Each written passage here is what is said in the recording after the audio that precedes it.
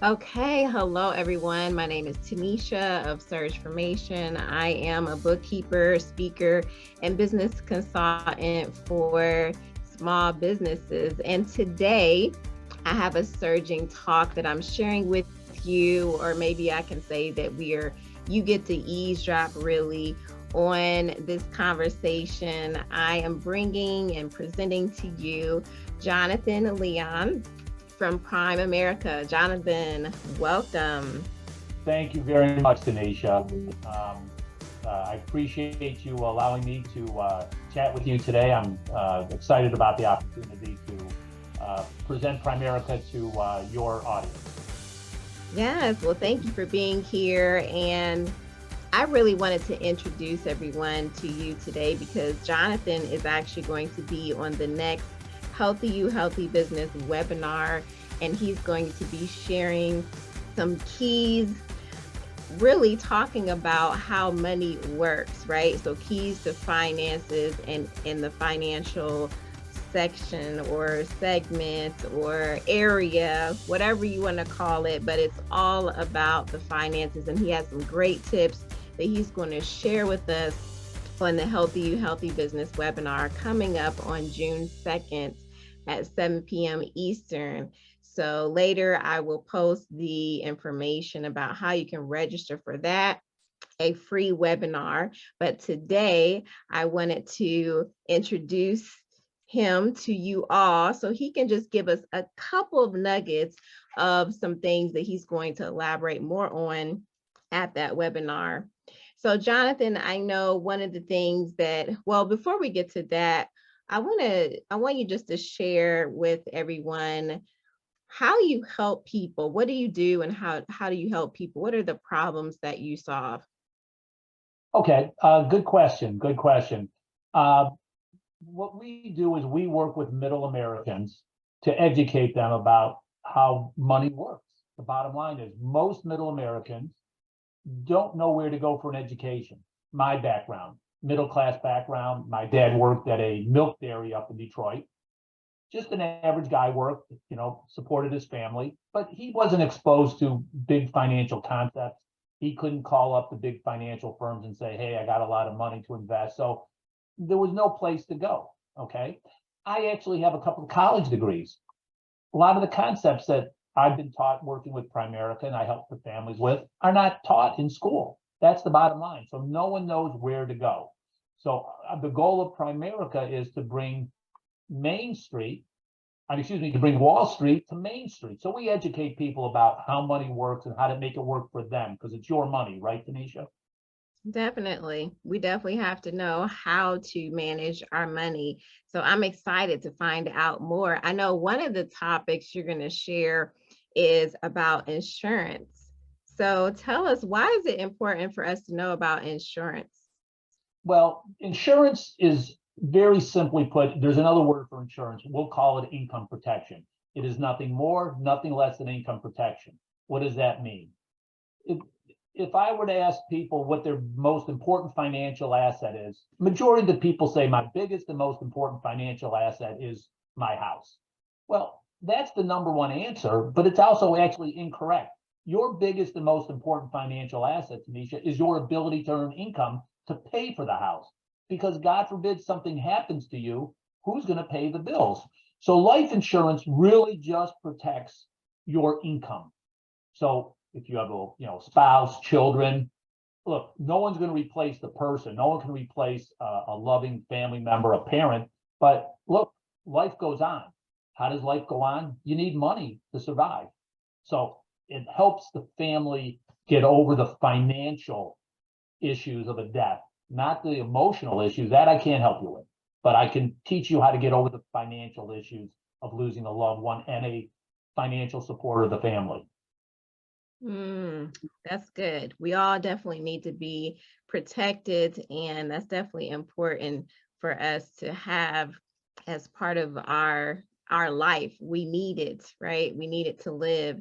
So, Definitely part of your financial, of your protection. I call it the three legs of the protection stool, which is your life insurance, saving for retirement, and also legal protection, which is an overlooked area for most people, have a will, living will, power of attorney. More than half of the families in America do not have those kind of legal documents.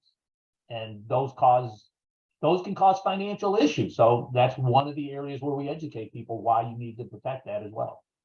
That's good. I know a lot of people get a little sensitive when you talk about life insurance. It's not like a common everyday topic that you would just sit at the table at dinner and talk like, hey, I think we should Uh, get some life insurance and who's going to be on the policy. It's yeah. not really something that a lot of people talk about, but it's definitely a topic that needs to be had because a lot of times I've heard a lot of horror stories about when people die and then the family is left scrambling to get money to pay for the different expenses and everything is GoFundMe. just in chaos, Yeah. right?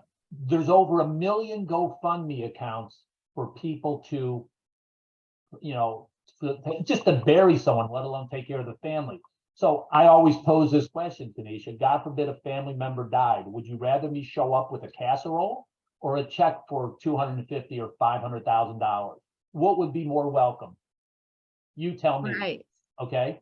If you are an adult, and when I mean an adult, even if you are not married with children, because sometimes you're taking care of aging parents, people don't think about that. But if you have a wife and kids or a husband and kids, look, that's part of being an adult. We don't like to think of us as an adult like that. It's hard to change that mindset, but that's why we kind of bring it to you. Do you want your wife or spouse and children to struggle once if you're gone? We hope it never happens. We hope you live to be 100, but you know as well as I do, we all know the date that we're born. We just don't know the date that we're going to die. Right. And you want there to be peace when you leave, right? Correct. You don't want them to have to be burdened with trying to figure out how to handle all those different expenses and take care of that. So the 100%. easier that you can make it, the better. And life insurance is definitely a good tool that you can use to do that. For the cost of a Starbucks, what it costs you to pay for a Starbucks would cover more than what you need in life insurance. If you were to buy a Starbucks for every day for 30 days, you'd have more than enough coverage and more than enough savings. I promise you. That's the sad truth. Mm.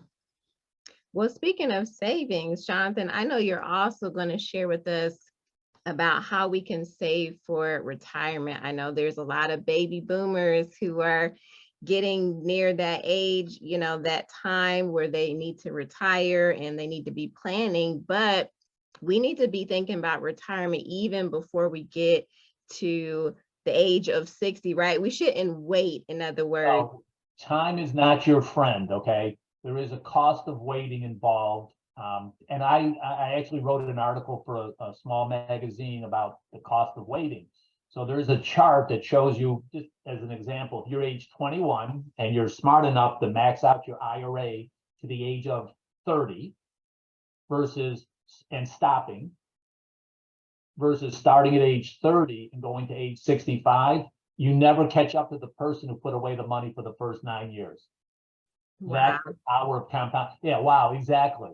That's exactly it. It is the power of compounding interest, because if you can just be, dedicated enough, like, okay, I'm not going to go on that trip to Cancun with my friends, or $500 a month, max out your IRA or whatever it is at the time for 9 years, and you stop and you never put any more money away, the person who starts at age 30 will never catch up to you. Pretty powerful, huh? Definitely. Yeah, and I know somebody who they actually started doubling how much money they were putting towards their retirement, and they didn't know what was going to happen in the future, but it ended up being a blessing, really, and they needed that money. So everything worked out. So, I mean, especially, I'm just saying, like, if you feel a nudge to do more, it's not going to hurt you, right? No, you can, well, we always say that you can never have enough life insurance and you can never have enough money saved for retirement. How are you going to get hurt by having too much income protection and too much savings?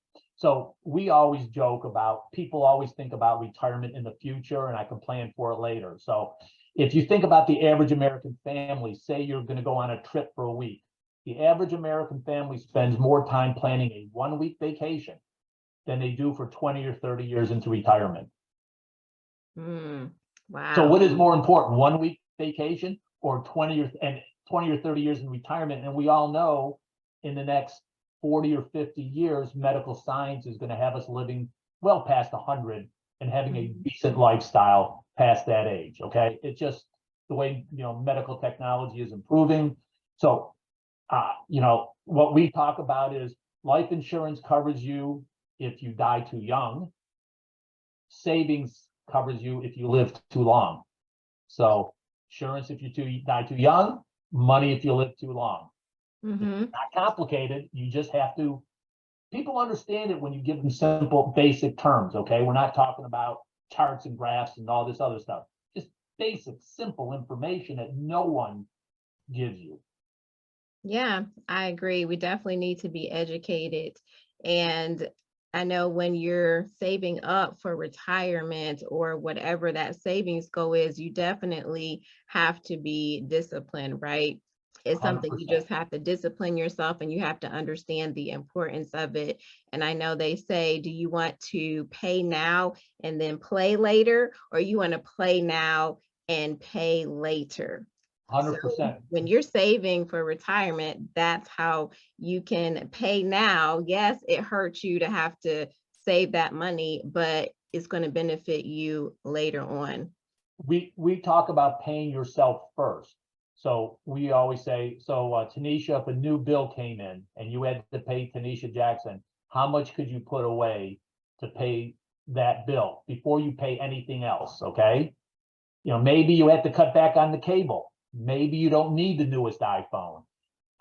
Everybody has to have $1,000 iPhone, but they're struggling to pay their bills at the end of the month, right? So that's a challenge. We try to educate people how that works to break the mindset, because you're watching television and, oh, I got to get the new iPhone. I mean, I got to get the new this. I got to get the new that. I read somebody said, look, if your car payment is higher than your credit score, you're in trouble.